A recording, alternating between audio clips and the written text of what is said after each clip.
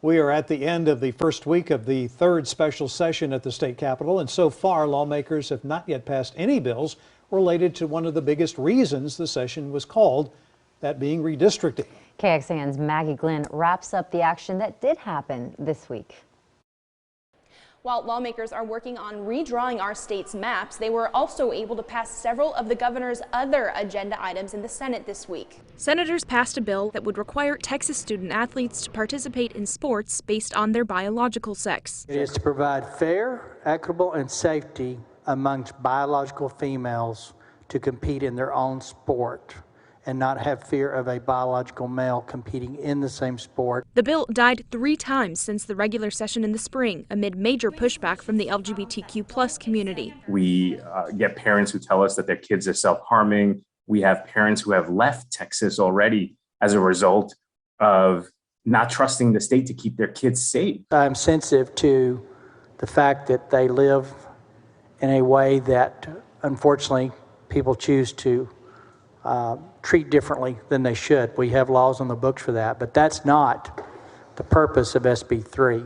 Senate Bill 1, a property tax relief measure, also passed that chamber, with all but one senator approving. It would divvy up $2 billion in the state's surplus revenue. And giving some of those back to the taxpayers, and especially in the form of badly needed property tax relief. The median home price in Texas, $300,000, will save about $200 next year if this bill makes it to the governor's desk.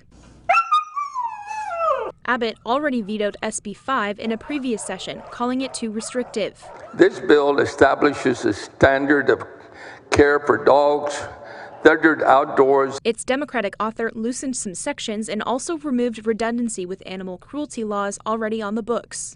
All of these bills now await committee assignment in the House. They would then need approval in a committee and then approval on the House floor before heading to the governor's desk. Reporting from the Capitol, Maggie Glenn, back to you.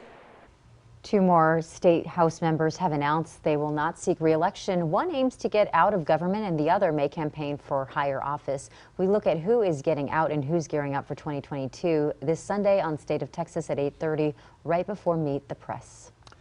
The Senate Special Committee on Redistricting is hearing testimony on its proposed redraw of Texas Senate seat maps through tomorrow. Here are some of the proposed changes. More of the western Travis County area would join Senate District 25.